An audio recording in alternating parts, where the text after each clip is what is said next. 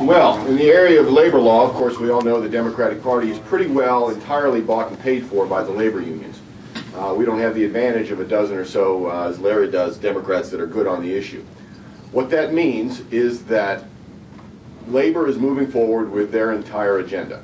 First bill out of the gate, likely to be the card check bill. They call it the Employee Free Choice Act.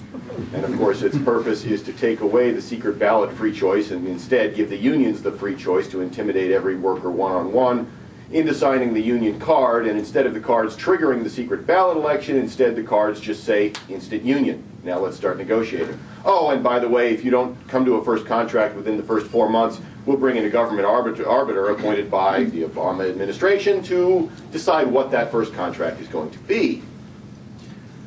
Anybody that's in business knows how terrifying it is for some government bureaucrat to be telling you what you're going to pay your people and what their terms and conditions of employment are going to be.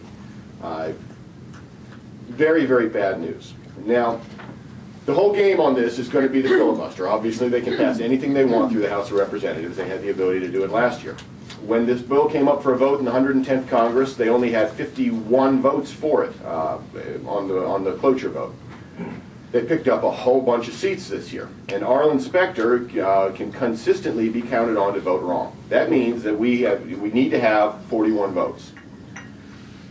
If the Republicans manage to hold Alaska and Georgia through the two upcoming special elections, we probably have enough votes to hold that filibuster. But those are a couple of big ifs. And that also depends on every other Republican continuing to be right. And we don't know for certain that some of them haven't promised the unions that they'd be with them when it counted. So we're very worried about that bill potentially becoming law. Obama will sign it in a heartbeat. Other pro-labor legislation that's out there, and frankly is more likely to pass than the card check bill, is a bill that we call it the Police and Fire Monopoly Bargaining Bill. They've got some other Orwellian name for it about cooperation between employers and employees. But basically, what it would do is force every state in the union to unionize their police, their firefighters, and their EMTs, all the first responders. Virginia is one of two states, North Carolina being the other at this point, that expressly forbid the practice. Some states have bought into most of that union agenda. Some states have got partial versions of it. Virginia will get whacked really hard by this one. Basically, what it says is if you don't set up a statewide system of monopoly bargaining for these people, the Federal Labor Relations Authority will take over labor relations for that segment of your public sector workforce. Now, this is obviously a disaster for a number of reasons. The first of which is that as bad as the monopoly bargaining system is in the private sector, it was totally designed for the private sector. It has no contemplation of being, in its inception, of being put into the public sector where there are no competitive market forces to act as a check on the greed of the unions. As a result, you've got the unions demanding more and more public money, and they can't drive the government out of business, at least theoretically. And so we have a very bad model in general. Compound that with the fact, of course, that it's the politicians that the unions have to get to sign off on what they want, and you end up with spending spiraling out of control that's already bankrupted a couple of cities out in California where this practice started early. Not something that we're happy to see happen. Now, unfortunately, the Republicans have been particularly ignorant on this issue. It passed the House of Representatives in the 110th Congress under suspension of the rules. That means they had a 2/3 majority to pass it. They had 104 Republicans voted with them.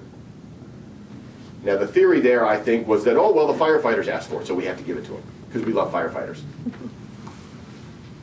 Well, we need our Republicans to be thinking a little more and reacting a little less. In the Senate, there were a dozen Republican co-sponsors. The lead sponsor was Judd Gregg, Republican from New Hampshire. They had the votes to pass this bill last time. The only reason they didn't is because they could not get a UC agreement to vitiate the 60 hours of floor time required, and Harry Reid didn't want it quite enough to actually spend 60 hours on it. He had other things to do. That's not going to stop them this cycle. Okay, especially if they don't have the votes to do card check. This is coming at us. We are working hard right now to see if we can get some of those Republicans off. I don't know that there's any hope of getting Judd Gregg off, and Arlen Specter is going to be wrong no matter what. And those two are all they need if they get every Democrat to vote right. Now, we have some hope we can pressure some of the couple of Democrats especially from Virginia and Carolina, but we don't have a lot of hope. We're working it, but be aware that this is coming at us fast and hard, and I'm not sure there's any stopping it. In terms of other big labor legislation that's out there, they had a bill out last time that they called the RESPECT Act, and that's an acronym that I couldn't even begin to tell you what it stands for, and I wouldn't if I knew it. But basically what it would do is take a whole class of middle-level management and classify them as employees rather than supervisors, and therefore subject them to unionization as well. So now you've got your first and second line managers subject to the union rules and the union discipline. The other thing that's out there in the wings that they probably don't have the votes for this year, but I expect them to make a run at, is repeal of Section 14B of the Taft-Hartley Act. That is the section of federal law that allows states to pass right-to-work laws at all.